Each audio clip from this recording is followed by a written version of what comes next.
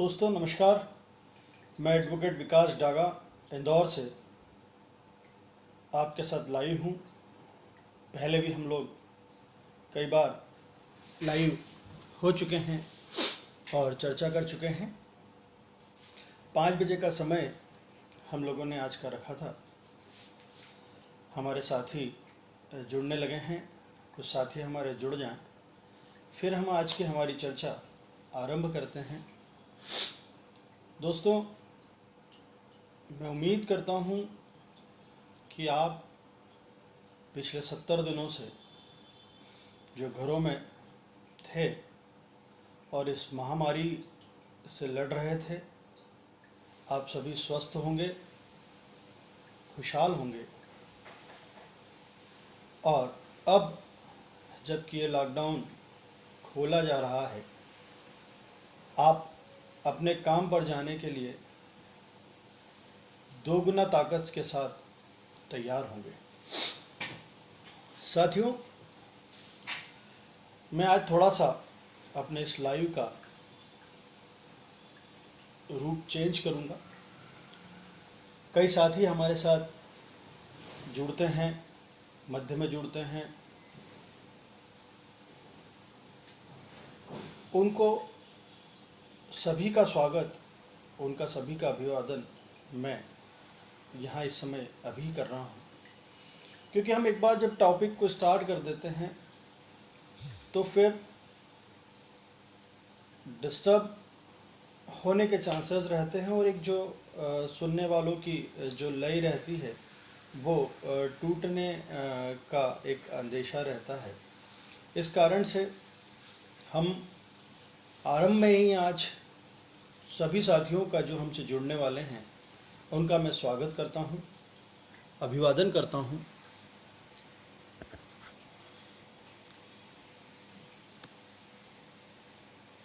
मैं आज जो हमने यहाँ पर हमारा मुद्दा रखा है वो ये रखा है कि इस समय में लॉकडाउन खोलना क्या उचित होगा। साथियों, किसी भी राजनीतिक दल का समर्थन और विरोध करना मैं चाहता हूं और ना ही करता हूं, लेकिन हिंदुस्तान का नागरिक होने के कारण, एक जिम्मेदार नागरिक होने के कारण मैं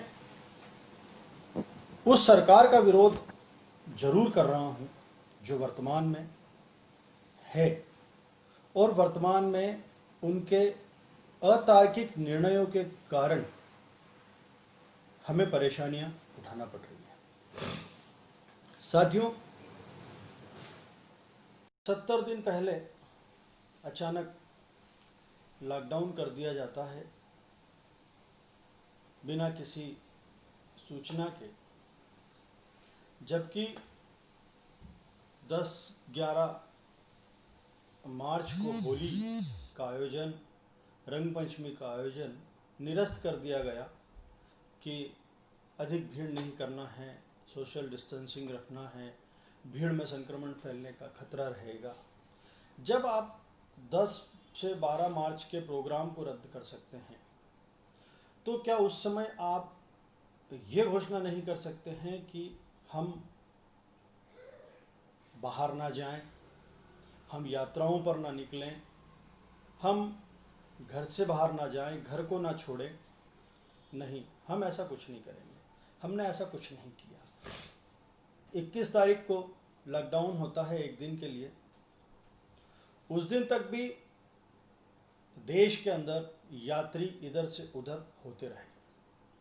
किसी को यह नहीं कहा गया कि हम एक दिन बाद, हम 2 दिन बाद विमान बंद कर देंगे, ट्रेन बंद कर देंगे, बसें बंद कर देंगे। आप लोग अपना शहर ना छोड़ें, अपना घर ना छोड़ें। 24 तारीख को पहला लॉकडाउन होता है, 24 मार्च से 14 अप्रैल तक के लिए। 23 तारीख तक व्यक्ति अपना घर छोड़ता रहा, 23 तारीख तक उसे ये नहीं कहा गया कि आप अपना घर ना छोड़ें, हम कुछ ऐसा करने वाले हैं। 23 तारीख को व्यक्ति इंदौर से हैदराबाद चला जाता है कि 3 दिन बाद अपना काम करके वापस आऊँगा, इंदौर से दिल्ली चला जाता है और भी कहीं बहुत सी जगह चला जाता है, और वो वहाँ जाकर फंस जाता है। न उसके कोई आने जाने की व्यवस्था, न उसको वहाँ अगर वो फंस गया है तो उसको वहाँ पर रखने की कोई व्यवस्था। ऐसी अदूरदर्शी सोच के साथ लॉकडाउन कर दिया गया, सीधा उसी तरीके से जिस तरीके से नोटबंदी की गई। 8 बजे नोटबंदी की घोषणा, लेकिन 7:55 तक एटीएम से वही नोट निकल रहे हैं जिसका 8 बजे माननीय प्रधानमंत्री महोदय बंद होने की घोषणा कर रहे हैं। 8:05 से भी पर भी एटीएम से वही नोट निकल रहे हैं। जिन लोगों ने न्यूज़ नहीं देखी थी, 8:05 पर भी वही नोट निकल रहे थे जो बंद होने की घोषणा की गई। सीधा सीधा पब्लिक के साथ चीटिंग, धोखा कि हमको तो नोट हमने भरे एटीएम में, आप ले जाओ। वैसा ही पुनः धोखा इस लॉकडाउन के समय हमारे साथ किया गया। बहुत सी बातें थी, विदेशों से लोगों को लाए, नमस्ते ट्रंप हुआ, उनको क्वारंटाइन नहीं किया गया, बहुत सारी बातें। एक बात आई कि जमातियों ने हिंदुस्तान में कोरोना बढ़ाया। मानता हूं मैं, जमातियों के कारण बहुत ज़्यादा फैला, लेकिन मैं आप सब लोगों को ये बताना चाहूँगा कि वो जमाती हिंदुस्तान में आए, विदेशी जमाती हिंदुस्तान में आए तो कैसे आए? क्या बिना भारत की एम्बेसी के, परमिशन के, इंफॉर्मेशन के वो हिंदुस्तान में थे? नहीं। एम्बेसी को पता था कि कितने विदेशी जमाती हिंदुस्तान में आए हैं और वो कब तक रहेंगे। क्या एम्बेसी ने इस पर कोई एक्शन लिया? नहीं लिया। क्यों? चाहती तो एम्बेसी के पास एक एक व्यक्ति की लिस्ट थी कि कौन सा व्यक्ति कौन से देश से हिंदुस्तान में आया है और वो वर्तमान में कितने समय के लिए हिंदुस्तान आया है और वो वर्तमान में कहाँ है। क्योंकि कोई भी विदेशी आता है तो उसे हिंदुस्तान में आकर ये बताना होता है, उसे तभी पर वीज़ा मिलता है कि उसे कहाँ जाना और किस उद्देश्य के लिए आया है। एक एक व्यक्ति की जानकारी हिंदुस्तान की एम्बेसी के पास थी, लेकिन एम्बेसी ने इतना सा भी जहमत नहीं उठाई कि वो ये तय कर ले, वो ये प्रयास कर ले कि अगर हमने लॉकडाउन कर दिया है बिना किसी जानकारी के, बिना किसी पूर्व प्लानिंग के, तो हम उन विदेशियों को तलाश लें, तपास लें कि वो कहाँ हैं और किस तरह से हैं। या फिर वही बात आएगी, इसलिए नहीं ढूंढा क्योंकि सरकार के पास कोई तैयारी नहीं थी और वो सारा दोष किसी पर तो मंडना था और वो दोष उन लोगों पर मंड दिया गया। चलिए मान लेते हैं उन लोगों के कारण कोरोना बढ़ा, उन लोगों ने कोरोना बढ़ाया, वो लोग सारे डिडक्ट हो गए, वो सारे उनको क्वारंटाइन कर दिया गया, सारे सब कुछ हो गया। उसके बाद फिर हमारे देश में इतना कोरोना कैसे फैला? मैं आपको कुछ पेपर की हेडिंग्स बताता हूँ। ये पेपर है मेरे पास 31 मई का, जब 1 जून को हिंदुस्तान में लॉकडाउन ओपन करने की बात कह जा रही थी 1 जून से, उस दिन की रिपोर्ट है। उस दिन ये बताया गया कि पहले लॉकडाउन में 27 मरीज रोज मिलते थे और अब 71 मरीज रोज मिल रहे हैं। तो या तो पहले लॉकडाउन करने की जरूरत नहीं थी, और अगर आपने पहले लॉकडाउन कर दिया और उस समय आपको जरूरत महसूस हो रही थी तो अब लॉकडाउन खोलने की आवश्यकता नहीं थी। आप उस समय कह रहे थे कि हम कोरोना को हराना है, आज कह रहे हैं आप कोरोना से लड़ना है। आपने कोरोना के लिए क्या किया? आज आप कहते हैं आपको आत्मनिर्भर बनना है, कोरोना से खुद लड़ना है, कोरोना के साथ जीना है, कोरोना अब हमारे जीवन के साथ रहेगा जब तक वैक्सीन नहीं बन जाता, हमको कोरोना के साथ जीना है। जब आज आप 70 दिन के बाद ये बात कह रहे हैं तो 70 दिन पहले क्या हो गया था? आप कह रहे हैं कि इम्यूनिटी बढ़ाओ, पॉजिटिवनेस रखो। अरे इम्यूनिटी कैसे बढ़ाएगा व्यक्ति? आपके तुगलकी अधिकारी आदेश देते हैं दूध बंद, दूध की बंदियां बंद, दूध नहीं जाएगा, सब्जी नहीं जाएगी, फ्रूट नहीं जाएगा, व्यापार व्यवसाय बंद। तो इम्यूनिटी किससे बढ़ेगी? आदमी के घर में पीने को दूध नहीं है, उसको फ्रूट नहीं मिल रहे हैं। सब्जियां अगर आ रही है तो नगर निगम के वो डकैत पीली गाड़ियों में जो घूमते हैं, डकैत ही कहूंगा मैं, हो सकता है कोई मुझ पर आरोप लगाते, मुझे कोई समस्या नहीं, मैं डकैत ही कहूंगा उनको। बेचारे गरीबों की सब्जियां छीन छीन कर और घर ले जा रहे हैं अपने, आम नागरिक तक नहीं पहुंचने दे पा रहे हैं। वही नगर निगम सब्जी बेचेगा तो उससे कोरोना नहीं होगा, वो किसान बेचारा खेत से लेकर सब्जी बेच देगा तो उससे कोरोना हो जाएगा।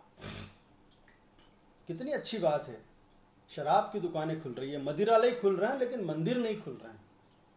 आप कह रहे हैं पॉजिटिव, अरे व्यक्ति पॉजिटिव होगा कैसे जब तक देव दर्शन नहीं करने जाएगा, मंदिरों में नहीं जाएगा, जब तक वो घंटी नहीं बजेगी पॉजिटिव एनर्जी आएगी कैसे? न उसको खाने को फ्रूट है, न पीने को दूध है, न सब्जियां हैं, पॉजिटिवनेस आएगा कैसे? और फिर जब पब्लिक इसका विरोध करती है, आप अगले ही पल दूध चालू कर देते हैं, एक टाइम बंदी घर घर जाकर बढ़ जाएगी। अरे आप दूरदर्शी नजर से देखिए, आप क्या है? आप आईएएस आईपीएस अधिकारी हैं, लाखों रुपए की तनख्वाह आपको देती है सरकार, और वो तनख्वाह देती है हमारे पैसों से, हमारे टैक्स के पैसों से। आप क्या कर रहे हैं, क्या सोच रहे हैं? क्या आपने ये प्रयोगशाला समझ रखी जनता को? आपने एक शगुफा छोड़ दिया हिंदू मुस्लिम का, हम लड़ते रहेंगे, हम मूर्ख हैं, हम लड़ते रहेंगे, हिंदू मुस्लिम पर चलने लग जाएंगे। आज अचानक देश खतरे में आ गया, आज अचानक हिंदू खतरे में आ गया, आज अचानक मुस्लिम खतरे में आ गया। अरे शर्म करो राजनेताओं, थोड़ी शर्म करो। अगर मेरी बात आप लोगों के ज़मीर को जगा सकती हो, अपना आपके लोगों के पास ज़मीर है तो अपने ज़मीर को जगाइए, मत लड़ाइए, हिंदुस्तान गर्त में चला जाएगा। और मैं उन साथियों से भी, मेरे उन भाइयों से भी निवेदन करूंगा जिनकी नसों में इन्होंने ये चरस का नशा, चरस से भी खतरनाक नशा आप लोगों के, हम लोगों के जहन में डाल दिया है, हिंदू मुस्लिम करके, जातिवाद, वो आरक्षण, वो हल्की जाति का है, वो शूद्र है, वो स्वर्ण है, वो ठाकुर है, वो ब्राह्मण है, जातिवाद पर हम लड़ रहे हैं। क्यों लड़ रहे हैं? हम हमारे भाई से लड़ रहे हैं। हम काम एक साथ करते हैं, रहते एक साथ हैं, हमारे परिवार का कोई आयोजन ऐसा नहीं होता जिसमें स्वर्ण जाति, सर्व जाति धर्म के लोग हमारे यहाँ नहीं आते हो। फिर हम किससे लड़ रहे हैं? क्यों लड़ रहे हैं? क्या कर रहे हैं? सोचिए। ये नेता लोग सिर्फ ये काम कर रहे हैं। कोरोना आज इस समय जो महामारी बताई जा रही है वो क्या है? हमको ये नहीं बताया जा रहा है कि इस महामारी से कैसे लड़ना है। आज ये पॉजिटिव रहने की बात करते हैं।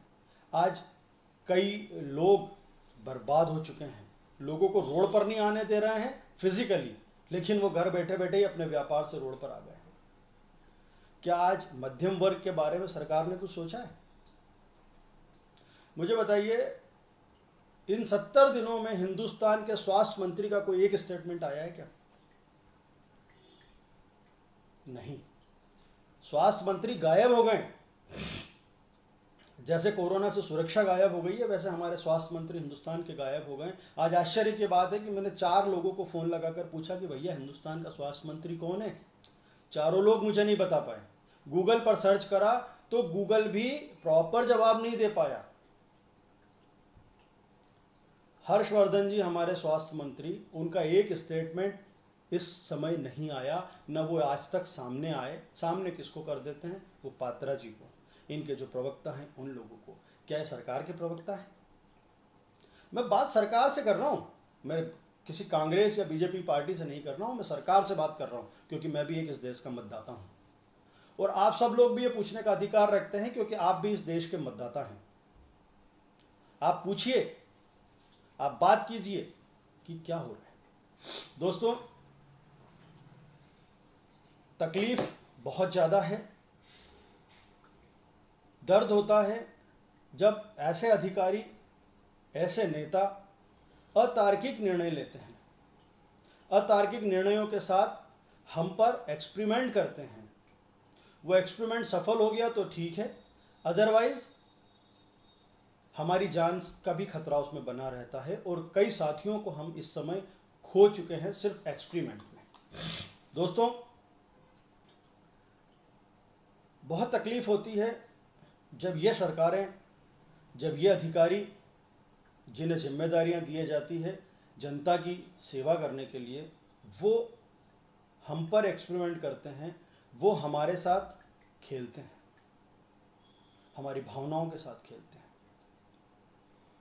आप बताइए इतने समय में कितने आदेश जनता के विरोध के बाद इन लोगों को वापस लेना पड़े। न सत्ता दल का कोई नेता आया कि ये गलत हो रहा है, न कोई ऐसा अधिकारी बाहर निकल कर आया, न कोई ऐसा समाज सेवक बाहर निकल कर आया कि ये जनता के हित में नहीं है। जरूर हमारे इंदौर शहर के कुछ सत्ताधारी दल के नेतागणों ने, जो किसी राजनीतिक पद पर हैं, उन्होंने आवाज उठाई, लेकिन उनकी आवाज उठाने के बावजूद भी वो काम नहीं हुआ। जबकि वो इतना दम रखते हैं कि वो चाहते तो इंदौर की जनता, हिंदुस्तान की जनता के पक्ष में वो कार्य हो सकते थे, लेकिन उन्होंने भी इतना इनिशिएटिव नहीं लिया। मध्य प्रदेश की बात करूं तो आज मध्य प्रदेश में स्वास्थ्य मंत्री ही नहीं है। सरकार बदल गई, नया मंत्रिमंडल बन गया, लेकिन उसमें स्वास्थ्य मंत्री है ही नहीं। क्या इस समय आवश्यकता नहीं थी स्वास्थ्य मंत्री की? क्या जिम्मेदारी उनकी नहीं थी कि यहां आज आकर और इस महामारी को संभालें? अभी बीच में बहुत बड़ा मुद्दा हुआ मजदूरों का। क्या आपको पता है हिंदुस्तान के हमारे श्रम मंत्री कौन है? मुझे नहीं लगता कि जितने साथी मुझे सुन रहे हैं उनमें से एक दो को छोड़ने के अलावा, छोड़ दें तो उसके अलावा कोई ये बता पाएगा कि हिंदुस्तान के श्रम मंत्री कौन है। मैं आपको बताता हूं, हमारे श्रम मंत्री हैं संतोष कुमार गंगवार जी, जिन्हें मैंने तो आज तक कहीं नहीं देखा, न टीवी पर, न अखबारों में, न रेडियो पर सुना, न कहीं देखा। तो ये किस काम के हैं? इनको क्यों बना दिया? क्यों लाखों रुपए हमारे इन पर बर्बाद किए जा रहे हैं? आखिर है क्या ये? साथियों, बहुत बहुत गलत हो रहा है, बहुत गलत हो रहा है। हमें उलझा रखा है हिंदू मुस्लिम में, हमें उलझा रखा है जातिवाद में, हम उलझे हुए हैं नेहरू गांधी परिवार में, हम उलझे हुए हैं अलग अलग प्रदेशों में, अलग अलग भाषाओं में। हम हिंदुस्तानी कब होंगे? हम बात तो करते हैं कि देश हमारा है, लेकिन हम देशवासी होंगे कब? नहीं समझ में आ रहा है मुझे दोस्तों कि ये हो क्या रहा है। ये कहीं किसी विदेशी ताकतों का हाथ तो नहीं है कि वो इस तरह की कोई कुकृत्य हमारे हिंदुस्तान को तोड़ने के लिए, हमारे हिंदुस्तान की बढ़ती हुई ताकत को देखते हुए उसको रोकने के लिए कर रहे हैं, जो हम समझ नहीं पा रहे हैं? या क्या वाकई ये हमारे जो राजनेता हैं ये हमारे देश को बर्बाद करना चाहते हैं? मुझे नहीं समझ आता है कि ये हो क्या रहा है। साथियों, कमियां बहुत हैं। इस समय नकारात्मकता सब पर हावी है, लेकिन मैं चाहूंगा कि ये नकारात्मकता से हम बाहर आए। हमें बहुत पहले से पता था कि एक दिन यही आना है कि ये सरकार कह देगी अब वतन तुम्हारे हवाले साथियों। आप चिंता ना करें। सरकार से मैं आप सबकी तरफ से कहना चाहता हूं कि सरकार चिंता ना करें। ये वतन हिंदुस्तानियों के हवाले था, हिंदुस्तानियों के हवाले रहेगा, और हिंदुस्तानी ही इस वतन की रक्षा करेंगे। और इस वतन पर आई किसी भी समस्या का समाधान ये हिंदुस्तानी करने को तैयार हैं। आपने आज कह दिया, ये पेपर देखिए, आप पढ़िएगा, रविवार का पेपर है, अनलॉक 1, और उसमें पत्रकार कहते हैं कि अब हमारे हवाले वतन साथियों। अरे तो अब क्या पहले से हमारे हवाले था? मोदी जी कहते हैं देश खुल गया, अब एहतियाती सबसे बड़ा हथियार। अरे तो बंद क्यों करा था? जब एहतियाती हमें रखना है तो बंद क्यों करा था? क्या आवश्यकता थी? क्यों फैलाया पहले? क्यों लाए उन विदेशों से लोगों को लाके, क्यों पूरे शहर देश में छोड़ दिया कोरोना फैलाने के लिए? क्यों कराया नमस्ते ट्रम्प? मत कराते, पहले सब लोगों को व्यवस्थित कर लेते, उसके बाद करते। नहीं, मैंने कहा ना, अदूरदर्शिता, अपरिपक्वता, सिर्फ और सिर्फ अहम, घमंड में जीने वाले लोगों के साथ यही होता है, और उसके साथ साथ वो हम सबका नुकसान करते थे। साथियों, छोड़िए इन सरकारों की बातें, इन सरकारों को हम सद्बुद्धि दिला देंगे, कोई चिंता की बात नहीं है। वो चाहे कोई भी सरकार हो, कोई भी हो, कैसी भी हो, उसको हम हमारे स्तर से जब हमारे हाथ में अवसर आएगा, हम उसे वो दिन बता देंगे कि जनता क्या होती है। दोस्तों, हम बात करते हैं कि अब चूंकि आज से लॉकडाउन खुल चुका है, हमें इसी के साथ सर्वाइव करना है, ये हम डे फर्स्ट से मान के चल रहे थे। न इसकी कोई दवाई है, न कोई इसका आज वैक्सीन है, न कुछ है। अब हम अपनी बात पर आते हैं दोस्तों कि हमको अब जीना कैसे है। साथियों, बी पॉजिटिव, बी पॉजिटिव। मेरी बात आप बहुत महत्वपूर्ण ढंग से और बहुत अच्छे से सुनिएगा। Be positive. मेरा उन सभी मेरे साथियों से निवेदन है, उन सभी मध्यम वर्गीय साथियों से निवेदन है जो कहीं अपना व्यापार व्यवसाय चलाते हैं, एक अपनी दुकान से, एक अपने ऑफिस से, एक अपनी नौकरी से अपने परिवार का पालन पोषण करते हैं। मेरा उनसे हाथ जोड़कर निवेदन है कि बी पॉजिटिव, हिम्मत रखिएगा, हिम्मत मत हारिएगा। बहुत अच्छा समय वापस हम लोगों का आएगा। आप ये वैमनस्यता में ना पड़ें, सरकार ने क्या किया, हिंदू मुस्लिम क्या हो रहा है, आप इस वैमनस्यता में कतई ना पड़े।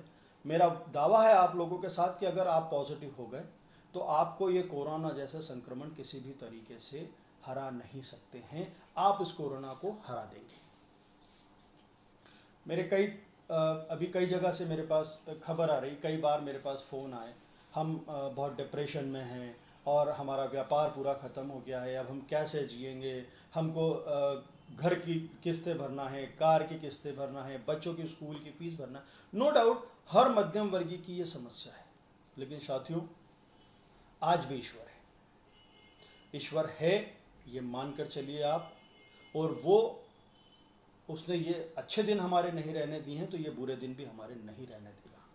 लेकिन मेरा आप सभी से एक निवेदन है कि किसी भी कंडीशन में आप ऐसा कोई कदम ना उठाएं कि आपको आपको अपनी जान से हाथ धोना पड़े और हमें आपसे हाथ धोना पड़े। दोस्तों, मैं बहुत साफ शब्दों में कह रहा हूं कि ऐसा कोई कदम कोई ना उठाए। आप सब भी जितने यहाँ मेरे इस बात को सुन रहे हैं, आप अपने परिचितों को, अपने साथियों को, अपने रिश्तेदारों से चर्चा करें, उनसे बात करें, उनको हिम्मत दें। ये समय एक दूसरे के साथ का, एक दूसरे की हिम्मत का है। आपने अगर उनको हिम्मत दे दी तो मेरा दावा है कि हम सब मिलकर 2020 से आगे चले जाएंगे और इस कोरोना जैसी महामारी को हरा देंगे। साथियों, ये समय है रिश्तों की परख का, ये समय है अपनों की परख का, ये समय है एक अदृश्य शत्रु से लड़ने का। ये ऐसी जंग है जिसमें शत्रु है ये पता है, लेकिन वो कहां से आएगा, किस रूप में आएगा, ये हमें नहीं पता है। मेरी कुछ डॉक्टर्स से बात हुई। डॉक्टर्स का कहना है कि ये बीमारी इतनी गंभीर नहीं है जितनी गंभीर मीडिया ने कर दी है। कई बार ऐसा होता है, मैं चूंकि वकालत करता हूँ, एडवोकेट हूँ, इस प्रोफेशन से जुड़ा हुआ हूँ। आप हिंदुस्तान में कई बार देखिएगा कि एक जो केस होता है वो केस की ट्रायल कोर्ट में चलती है, लेकिन उसके पहले जब वो अपराध होता है और अपराध होने से वो व्यक्ति अरेस्ट होता है और वो कोर्ट में पेश होता है, तब तक उसकी मीडिया ट्रायल चालू हो जाती है। Media trial in the sense कि मीडिया अपने हिसाब से दिमाग बनाकर और ये आप लोगों को बताने लग जाती है कि इसने ऐसा किया, वैसा किया, ऐसा हुआ, ऐसा हुआ, वैसा हुआ, सब कुछ ऐसा बताती है जैसा ऐसा ही हुआ हो और उसके आगे क्वेश्चन मार्क लगा देती है। जो क्वेश्चन मार्क का मतलब आप और हम नहीं समझ पाते हैं और अब हम ये मान लेते हैं कि ये ऐसा ही हुआ है, जबकि उसकी सत्यता कुछ और होती है। वो व्यक्ति बदनाम होना होता है, हो जाता है, उसकी जिंदगी बर्बाद हो जाती है, उसका परिवार तहस नहस हो जाता है, लेकिन मीडिया को इससे कोई लेना देना नहीं है। उसको तो अपनी टीआरपी बढ़ाना है, उसको अपनी उसको अपनी प्रतियां बेचना है, उसको अपना चैनल चलाना है। वही हाल आज इस बीमारी को लेकर हो रहा है। आपने देखा कभी किसी न्यूज चैनल पर किसी एक्सपर्ट की राय, अर्थात किसी डॉक्टर की राय कोरोना को लेकर आई? नहीं। अगर किसी डॉक्टर की राय इस पर आई भी होगी, अगर कहीं सुनी होगी, तो डॉक्टर ने हमेशा ये कहा होगा होगा। इससे घबराना नहीं है। ये ऐसी कोई बीमारी नहीं है जिसका कोई समाधान ना हो। हाँ, अगर हम लापरवाही करेंगे तो नो डाउट ये गंभीर हो सकती है।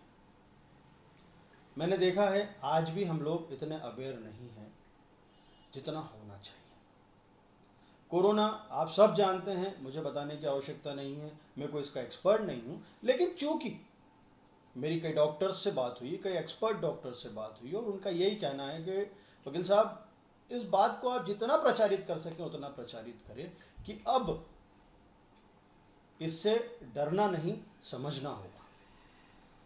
ये स्वस्थ होंगे हम इससे, ये कोई बहुत बड़ी बीमारी नहीं है, ये सिर्फ हमको लंग्स की प्रॉब्लम है। लंग्स में जब इन्फेक्शन हो जाता है तो ये हमको प्रॉब्लमेटिक होती है। सांस लेने में अगर हमको दिक्कत आती है तो हमको प्रॉब्लमेटिक होती है, अदरवाइज इसमें कहीं कोई समस्या नहीं है। इसका समाधान हमको एक्टिव रहना है, हमको योग करते रहना है, हमको फिजिकल एक्टिविटीज को बढ़ाए रहना है, ठंडे को अवॉइड करना है, किसी भी तरह का ठंडा पेय हमको नहीं पीना है, जितना अधिक हो सके विटामिन सी का सेवन करें। ये बहुत छोटी सी चीजें हैं जो हम घर में आसानी से कर सकते हैं। लेकिन बड़ी बात जो है, जो हम और आसानी से कर सकते हैं लेकिन वो हम करते नहीं हैं, वो हम कर नहीं सकते हैं, वो है हमारे इस मानसिक स्थिति को स्थिर करना। हम हमारी इस मानसिक स्थिति को इतनी बुरी तरीके से डिस्टर्ब कर चुके हैं, हम सिर्फ नकारात्मक नकारात्मक नकारात्मक नकारात्मक सोचकर हम आज 70 दिन निकाल दिए हैं। अब हम ये सोचने लगे हैं हमारा व्यापार का क्या होगा, हमारा व्यापार कैसे चलेगा, हमारे खर्चे कैसे चलेंगे, हमारे परिवार का क्या होगा। कुछ नहीं होगा। ईश्वर ने अगर पेट दिया है ना तो खाने को भी देगा, भूखे कोई नहीं मरेगा। ठीक है, 2-4 महीने थोड़ी सी समस्या आएगी, उन 4 महीनों के बाद हम फिर रूटीन में आ जाएंगे, फिर हमारी वही लाइफ होगी। हिंदुस्तान का नागरिक इतना आशावादी है, इतनी जल्दी कोई बात को भूलता है, और ये बहुत अच्छी बात है। हमारी याददाश्त बुरी चीजों को भूलने में जितनी कमजोर होगी, हम उतनी 2 गुना 4 गुना गति से आगे बढ़ेंगे। हमें ये बुरे समय को भूलना है और भूलना ही पड़ेगा। अच्छा, एक बात बताइए मुझे, आप किसी भी बात को लेकर आप चिंतित होते हैं, परेशान होते हैं, सोचते रहते हैं, ऐसा हो गया, ऐसा हो गया, अब क्या होगा, अब क्या होगा। अच्छा मुझे बताइए कि क्या वो सोचना उसका समाधान है? सिर्फ उसकी चिंता करने से उसका समाधान होगा, या उस पर कोई एक्टिव एक्शन लेने से उसका समाधान होगा? एक्टिव एक्शन लेने से समाधान होगा ना। तो फिर हम क्यों उसकी चिंता में घुटते रहें? अगर चिंता से समाधान होता है तो हम चलो 25-50 लोग इकट्ठे होकर सब आपके पास बैठकर उसकी चिंता करते हैं। नहीं ना, चिंता करने से कुछ नहीं होगा दोस्तों। हंसते रहो, मुस्कुराते रहो, मुस्कुरा के हंसते हुए हर मुश्किल का सामना करो। बहुत जल्दी हम इस महामारी से बाहर आएंगे। मैं ऐसी जगह काम करता हूं जहां पर 10,000 लोग रोज आते हैं। हमारा जो न्यायालय है, वो डिस्ट्रिक्ट कोर्ट हो चाहे हाई कोर्ट हो, कहीं हाई कोर्ट में 2 से 3 हजार लोगों की गैदरिंग रहती है, डिस्ट्रिक्ट कोर्ट में 10,000 लोगों की गैदरिंग रहती है। आप सोचिए हम वहां कैसे सर्वाइव करेंगे। अगर हम ये नेगेटिविटी लेकर हमारा काम शुरू करेंगे तो हम वहां पर कैसे सर्वाइव करेंगे, क्या करेंगे, कैसे काम कर पाएंगे? नहीं कर पाएंगे ना। मेरे उन वकील साथियों से भी मेरा निवेदन है, जो मेरे भाई लोग मुझे सुन रहे हैं या बाद में मेरा ये वीडियो देखें, उनसे भी मेरा निवेदन है कि साथियों, बहुत ज़रूरी है सोशल डिस्टेंसिंग का पालन करना, बहुत ज़रूरी है मास्क लगाना या मुंह को और नाक को कवर करना, बहुत ज़रूरी है सैनिटाइजर का उपयोग करना। इन 3 चीज़ों के साथ योग और हमारी फिजिकल एक्टिविटीज़, और इन सब का जो एक लेवल जिस पर लगेगा, जो ठप्पा हम जिसको कहते हैं कि ये ब्रांड किसका है, वो है पॉजिटिविटी। हम पॉजिटिविटी के साथ ये सारे काम करेंगे तो हम अगले 1 महीने में इस लड़ाई से जीत लेंगे। ये हिंदुस्तान बहुत जिंदा दिल देश है, और उसमें हमारा शहर इंदौर बहुत बहुत ज़्यादा जिंदा दिल शहर है। मध्य प्रदेश, हिंदुस्तान में पूरे हिंदुस्तान की बात करता हूँ, तो नो डाउट हम फिर वैसे ही जीतेंगे, वैसे ही मस्त रहेंगे, वैसे ही नवरात्रि मनाएंगे, वैसे ही मुहर्रम मनाएंगे, वैसे ही क्रिसमस मनाएंगे, वैसे ही लोहड़ी मनाएंगे। हम सारे त्योहार हम कुछ दिनों के बाद वैसे ही मनाएंगे आप सबके साथ। लेकिन जरूरत है सिर्फ आप सबकी पॉजिटिविटी की। दोस्तों, मैं पुनः उस बात को दोहराऊंगा कि पॉजिटिव रहिए। नकारात्मकता हम सबके घरों में, दिलों में घर कर गई है। इस नकारात्मकता के कारण ऐसा कोई कदम मत उठा लेना जो बाद में परिवार को पछताना पड़े, आपके दोस्तों को पछताना पड़े। हम सब आत्मनिर्भर हैं, आत्मनिर्भर थे। हम जिस दिन हम पहला कदम चलने के लिए लेते हैं, उस दिन हमारी माँ हमको आत्मनिर्भर बना देती है, छोड़ देती है, हमको उंगली पकड़ती है पहले, लेकिन जब हमने पहला कदम उठाया उस दिन हमारी माँ हमको छोड़ देती कि जा बेटा अब तू आत्मनिर्भर बन जा। हम उस दिन से आत्मनिर्भर हैं। आज किसी को आत्मनिर्भर होने की आवश्यकता नहीं है। आपको समझना होगा इन लोगों की बातों को। मेक इन इंडिया और मेड इन इंडिया दोनों में बहुत बड़ा फर्क है। मेक इन इंडिया और मेड इन इंडिया दोनों में बहुत बड़ा फर्क है।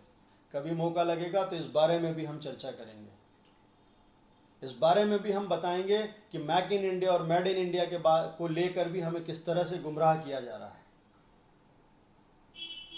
चाइना से माल नहीं खरीदना है, लेकिन चाइना की कंपनी इंडिया में सामान बनाएगी फैक्ट्री डालकर, तो वो मेक इन इंडिया हो जाएगा, वो मेड इन इंडिया हो जाएगा। उससे हम खरीद सकते हैं। क्या है मतलब सोच। ये समझ रहे हैं नेता लोग कि हिंदुस्तान के नागरिक पढ़े लिखे नहीं है, समझते नहीं है, सोचते नहीं है। अरे हिंदुस्तान का नागरिक अपने परिवार को पालने में लगा हुआ है। जिस दिन ये नागरिक जाग गया, जिस दिन ये किसान जाग गया, ये सारे नेता कहीं के नहीं रहेंगे, ये लड़ाने वाले कहीं नहीं दिखेंगे। दोस्तों, आज बहुत सी बातें करने का मन है और बातें सब सिर्फ ऐसे ही करने का मन है। मैंने पेपर, मेरे पास बहुत सारे न्यूज़पेपर्स की कटिंग हैं, उनको मैं देख रहा हूँ। आज इतने मरीज आए, एक दिन में 7,720 मरीज आए और 53 नए पॉजिटिव आए, 80 नए पॉजिटिव आए। ये होगा, वो होगा, बहुत सारी चीज़ें। उनका एनालिसिस करने बैठेंगे तो एक एक चीज़ का एनालिसिस करने बैठेंगे तो घंटों निकल जाएंगे। लेकिन झूठ के सहारे जो आज काम चल रहा है, इस झूठ को किसी न किसी तरीके से बंद करवाना पड़ेगा, खत्म करवाना पड़ेगा। इस सोशल मीडिया पर जो झूठ चल रहा है, इस झूठ को बंद करना पड़ेगा। मैं मेरे उन साथियों से भी निवेदन करूंगा कि जो ये झूठ फैला रहे हैं, किसी एक ने कुछ लिख दिया और वो कुछ का कुछ हो गया, उस झूठ को फैलाने से बंद करें। वो झूठ आप फैलाने से बंद करेंगे तो नकारात्मकता बंद होगी। नकारात्मकता बंद होगी तो आपसी वैमनस्यता कम होगी। आपसी वैमनस्यता कम होगी तो हम में भाईचारा बढ़ेगा। ये देश हिंदुओं का देश है, हिंदू राष्ट्र है, हिंदू देश ही रहेगा। कोई ताकत इसे नहीं बदल सकती, कोई इस पर राज नहीं कर सकता है। लेकिन ये देश समरूपता का देश है, सभी को समाहित कर कर चलने वाला देश है। दोस्तों, एक बात मैं छोटी सी आप लोगों के साथ और ले लेता हूं। मैं उन साथियों से बात करना चाहता हूं जो साथी सोशल मीडिया पर बहुत सी बातें करते हैं। आज ही किसी ने डाला कि मुस्लिमों के जो राजाओं थे उनको महान बताया जाता है, ऐसी पिक्चरें बनती है। ऐसी पिक्चरें देखने ना जाएं, ऐसी पिक्चरें ना देखें। दोस्तों, मैं छोटी सी बात आपसे करता हूं कि आज सरकार जो है पूर्ण बहुमत की सरकार है, वो ऐसी पिक्चरें बनने क्यों देती है जिस पर बाद में हमको विरोध करना पड़े? उसी समय वो बैन कर देना, क्योंकि उसका ट्रेलर तो बहुत पहले आ चुका होता है। या एक स्पष्ट जनादेश जारी कर दे कि किसी भी मुस्लिम या किसी भी ऐसे व्यक्ति पर कोई फिल्म नहीं बनेगी जो जिससे किसी भी तरह का व्यवधान उत्पन्न होता हो हमारे देश में। ये नेता लोग क्यों नहीं करते हैं ऐसा? क्यों ये लोग बनने देते हैं, बाजार में आने देते हैं, उस पर विवाद उत्पन्न होने देते हैं, उनको पैसा कमाने देते हैं, उसके बाद इस पर हम लोगों के पास छोड़ देते हैं कि अब तुम इसका विरोध करो। क्यों? हमें क्यों लड़वाते हैं? वो बना देना वहां कानून। आज आपको और हमको आरक्षण पर वो लड़वाते हैं, वो कहते हैं आरक्षण का विरोध करो, हम आरक्षण का विरोध करते हैं। अरे आरक्षण का विरोध करने की आवश्यकता कहाँ है? अगर यह सरकार चाहती है वाकई कि आरक्षण नहीं होना चाहिए तो इमीडिएट वहां पे एक अध्यादेश लाए, उसको बंद कर दे। 1 मिनट की तो बात है, देर कितनी लगेगी? आपको और मेरे को विरोध क्यों क्यों करने की आवश्यकता पड़ रही? पता है ना सरकार को, कॉन्स्टिट्यूशन में लिखा है ना कि कितने समय के लिए आरक्षण होगा। कर दे ये सरकार, पूर्ण बहुमत की सरकार है, बहुत निश्चित मनोबल वाली सरकार है, बड़े बड़े फैसले इस सरकार ने लिए। 370 इस सरकार ने हटाया है, बहुत और अच्छे काम किए, 3 तलाक इन्होंने हटाया है, तो ये भी काम कर देना, कर सकते हैं, कोई विरोध करने वाला नहीं है। फिर क्यों नहीं कर रहा है? आप बात को समझिए, आप समझिए कि ये लोग क्या कर रहे हैं। ये लोग क्या चाहते हैं? हमें लड़वाना चाहते हैं, हमें लड़वा रहे हैं, हमें नकारात्मकता फैला रहे हैं। ये सारी चीजें हैं। आप जब जब कहेंगे इन मुद्दों पर भी हम चर्चा एक एक मुद्दों पर अलग से कर सकते हैं, इन पर भी बोलने के लिए, इन पर भी करने के लिए, इन पर भी समझने के लिए बहुत सारी चीजें हैं।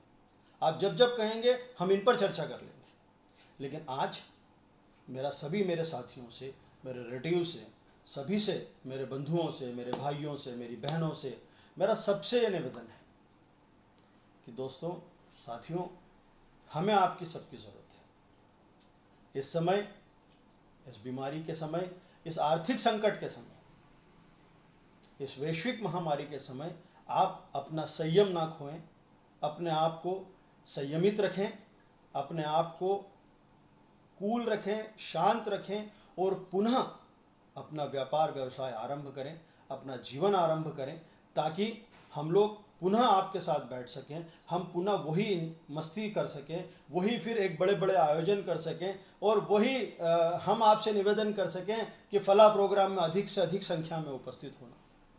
हमारे कई साथी, अक्षय भाई, संजय दुबे जी, नकुल भैया, कई हमारे ऐसे बड़े बड़े साथी जो हैं वो बड़े बड़े आयोजन करते हैं, वो लोग सुन रहे हैं मेरी ये बात। और भी जो लोग, आप बाद में इसको देखें, वो लोग बड़े बड़े आयोजन करते हैं और ये निवेदन करते हैं कि अधिक से अधिक संख्या में इस आयोजन में पधारें। तो वो दिन हमको जल्दी लाना है। हमारे इंदौर का नमकीन हमें याद आ रहा है, जल्दी से हमें वो खाना है। हमारे इंदौर के सेव, इंदौर के समोसे, इंदौर की कचौरी, इंदौर के पोहे जलेबी, ये याद आ रहे हैं पूरे हिंदुस्तान के लोगों को। उन लोगों को हमारे शहर में बुला के ये खिलाना है। इसलिए हम सबको एक साथ ये चीज़ करना है, पॉजिटिव पॉजिटिव पॉजिटिव। आप आज से सोचने लग जाइए कि ये बीमारी कुछ नहीं है। देखिए, आप एक चीज़ मैं बताता हूँ आपको, मैं अंगूठियाँ पहनता था, घड़ी, ब्रेसलेट, कुछ नहीं है। क्यों नहीं है? इसलिए कि ये मैग्नेटिक चीज है, अगर इन पर कोई वायरस लग जाता है तो ये 7 दिनों तक उन पर रहता है। मैं अभी आपसे सभी से निवेदन करूंगा कि अगर संभव हो सके, कोई आपकी परंपरा और कोई रूढ़ी आपकी आड़े ना आती हो, तो ये सारी चीजों को आप भी कुछ दिनों के लिए उतार दें। दूसरा ये भी कारण है कि आप गोल्ड पहनेंगे, अभी चेन, अंगूठी, इयररिंग्स, ये इस तरह की चीजें पहनेगी। अभी समय, कुछ समय के लिए थोड़ा सा ठीक नहीं रहेगा। शहर में, हर शहर में चोरी, डकैती, लूट जैसी घटनाओं की बढ़ोतरी होने की संभावना है। तो हम ये चीज भी अभी ना पहने, क्योंकि पता लगा कि ये चीज पहन के हम निकल गए, ऐसा कुछ हो गया तो पहले ही तो हम तकलीफ में हैं और ये नई समस्या हमारे साथ खड़ी हो जाएगी। इस ओर भी हम थोड़ा सा ध्यान दें तो साथियों, हम इन सारी चीज़ों से बहुत जल्दी बाहर आ सकेंगे और हम इस लड़ाई को जीत सकेंगे। और ऐसा करके हम उन लोगों को जवाब दे सकेंगे जिन लोगों ने हमें ये कहा है कि आत्मनिर्भर बनिए, अब आप अपनी व्यवस्थाएं खुद देखिए, अब खुद समझिए। तो हम उनको आज ही ये जवाब देना चाहते हैं कि हम आत्मनिर्भर हैं, आत्मनिर्भर थे और आत्मनिर्भर रहेंगे। हमें किसी की तरह की इस तरह के किसी भी ज्ञान की आवश्यकता नहीं है। ये ज्ञान हमारे पास पूर्व से ही प्राप्त है। दोस्तों, हमारे इंदौर शहर के कलेक्टर महोदय बहुत ही बिरले हैं, ऐसे ऐसे तुगलकी फरमान जारी करते हैं, और जब उनको जनता का विरोध झेलना पड़ता है तो अब वो उन्हीं निर्णयों को पुनः बदल देते हैं। इससे ये सीधा सीधा सा स्पष्ट नजर आता है कि उनके पास दूरदर्शिता की कमी है, अदूरदर्शी निर्णय वो लेते हैं। और ऐसा अधिकारी ऐसे समय में भेजा गया जब ना के बराबर पेशेंट हमारे यहाँ थे। आप देखें इस समय में अधिकारियों का ट्रांसफर, कलेक्टर का ट्रांसफर, निगम आयुक्त का ट्रांसफर, आईजी का ट्रांसफर, क्या आवश्यकता है इसकी? लेकिन फिर भी हो रहा है। क्यों हो रहा है यह आप सब भली भांति जानते हैं। हमारे शहर में, इंदौर शहर में बताया गया कि 20 करोड़ रुपए का राशन गरीबों को नगर निगम ने बांट दिया। 20 करोड़ रुपए का, 69 वार्ड है, 20 करोड़ इंटू 69, आप खुद कैलकुलेशन कर लें कितना होता है। वो सारे पार्षद, पूर्व पार्षद जो थे, वो खुद बता दें कि क्या ऐसा हुआ है। इसलिए हमारी सेटिंग के अधिकारी हमने बड़े बड़े शहरों में बिठा लिए हैं। जनता जाए भाड़ में, कोरोना फैलता रहे, कोरोना से मरते रहें लोग, आर्थिक स्थितियां उनकी खराब होती रहे, उनके व्यापार बंद होते रहें, उससे सरकार को कोई सरोकार नहीं है। वो होता रहे, पहले तो हमें कमाई कैसे करना है वो सरकार हमारी देख रही है। इसलिए साथियों, हमें इनके भरोसे नहीं रहना है। और ये सरकार नहीं, कोई भी सरकार आए, वो तो दोनों एक दूसरे के सिक्के के दो पहलू हैं, इसको उतारो उसको बिठा लो, कोई फर्क नहीं पड़ना है। इसलिए हमारी सोचना है, हमको खुद हमारे शहर की, हमारे देश की जिम्मेदारी लेना है, और हमको इन समस्याओं से बाहर आना है। दोस्तों, बहुत दिन हो गए हैं काम पर नहीं लगे हैं, अब काम पर लगना है। और काम पर लगना है एक नई सोच के साथ, एक नए विचार के साथ। उम्मीद करता हूं जब मैं अगली बार आप लोगों से बात करने का प्रयास करूं, जब अगली बार आप लोगों से बात करूं, उसके पहले आप लोग के फीडबैक मुझे ज़रूर मिलेंगे। आप लोग को ये मेरा वीडियो जो मैंने पॉजिटिविटी पर बनाया है, इसमें सरकार की भी कुछ कमियां मैंने गिनाई है, उसको देखते हुए हो सकता है मेरे कई साथी मुझसे सहमत ना हो। मैं मानता हूं इस बात को कि कई साथी मेरे से सहमत ना होंगे। मेरे इस वीडियो पर आप लोग मुझसे किसी भी तरह का तर्क करना चाहे, आप लोगों का स्वागत है। लेकिन मैं आपको बड़ी विनम्रता के साथ स्पष्ट करना चाहता हूं और आगाह भी करना चाहता हूं उन लोगों को जो मेरे इस वीडियो पर कुतर्क करने का प्रयास करें, वो कृपा करके मेरे इस वीडियो पर ना आए। आपने अगर किसी भी तरह का कुकृत्य किया, कुतर्क किया, तो मैं आप लोगों के खिलाफ लीगल एक्शन लेने में पीछे नहीं हटूंगा। मैंने बात वो कही है जो इस वक्त देश की जनता नहीं कह पा रही है, जो इस वक्त बहुत ज़्यादा ज़रूरी है। इस वक्त जो माहौल बिगाड़ा जा रहा है, मैंने वो सारी बातें कही है और वो मैं बातें कहता रहूँगा। मुझे कोई डर नहीं है, कोई गुरेज नहीं है, किसी से कोई सरोकार नहीं है, किसी से कोई दोस्ती नहीं है और किसी से कोई बैर नहीं है। लेकिन हाँ, मैं नाराज़ हूँ, वर्तमान सरकार से मैं नाराज़ हूँ। मेरा अधिकार है क्योंकि मैं हिंदुस्तान का नागरिक हूँ और मतदाता हूँ। मैं टैक्स पे ही हूँ, इसलिए मुझे अधिकार है कि मैं अगर जो सरकार चुनी गई है, उस सरकार में अगर कोई गलती की है, गलत कार्य हो रहा है, तो उसका विरोध करना और उसको आगाह करना, ये मेरा फर्ज बनता है, हर हिंदुस्तानी का फर्ज बनता है। तो मेरा आपसे निवेदन है कि अगर कोई कुतर्क करना चाहे तो कृपा करके एक बार सोच ले कि उसे कानूनी कार्रवाई का सामना भी करना पड़ सकता है। तर्क करेंगे, मुझे कोई समस्या नहीं, आप मुझे तर्क करें। मुझे आप, या अगर मैंने जो बात कही वो गलत कही हो तो आप मुझे संतुष्ट करें, या आप अगर संतुष्ट नहीं होंगे तो मैं आपको उन बातों से संतुष्ट करने का प्रयास करूंगा। उसमें कोई गुरेज नहीं है। अभिव्यक्ति की आज़ादी, आर्टिकल 21 हमें कहता है, हमें अभिव्यक्ति की आज़ादी कॉन्स्टिट्यूशन देता है, हमें कॉन्स्टिट्यूशन अधिकार देता है, लेकिन उसके पहले कर्तव्य देता है। हम हमारे कर्तव्यों का पालन करें, हमारे अधिकार अपने आप हमें मिलते जाएंगे। तो साथियों, मैं उम्मीद करूंगा कि मेरा ये वीडियो आपको अच्छा लगा होगा और आप इससे पॉजिटिव होकर मुझे इन्फॉर्म करेंगे कि हाँ, हम में ये बदलाव आया है, हम में इस तरह की नकारात्मकता थी और आपका ये वीडियो देखने के बाद हम इस तरह से पॉजिटिव हुए और हमने ये सोचा था और अब हम ये कर रहे हैं।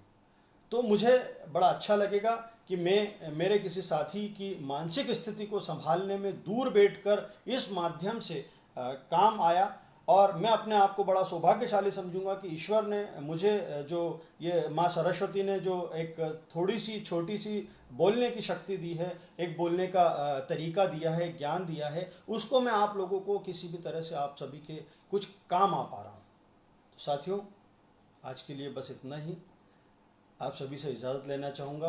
पुनः यही बात एक बार दोहराना चाहूँगा कि अपने काम शुरू कीजिए, बड़ी निडरता से, बड़े साहस के साथ, लेकिन सावधानी के साथ अपने कार्य आरंभ कीजिए। अपने माता पिता का आशीर्वाद लेकर, अपने इष्ट देव का आशीर्वाद लेकर, अपने माता पिता का सहयोग करके, उनके मार्गदर्शन में, अपने वरिष्ठजनों के मार्गदर्शन में अपना कार्य आरंभ कीजिए। इस बार ये जरूर है कि हम शून्य से शुरू होंगे, लेकिन हमारे पास अनुभव बहुत ज़्यादा होगा। उस अनुभव के साथ हम अब काम करेंगे। मैं उम्मीद करता हूं कि आप सभी स्वस्थ होंगे और स्वस्थ रहेंगे और आपके परिवार में बहुत खुशहाली आएगी। सब लोग बहुत अच्छे से हम आगे बढ़ेंगे। सभी को मेरा सादर जय जिनेंद्र, नमस्कार, जय हिंद, जय भारत, धन्यवाद।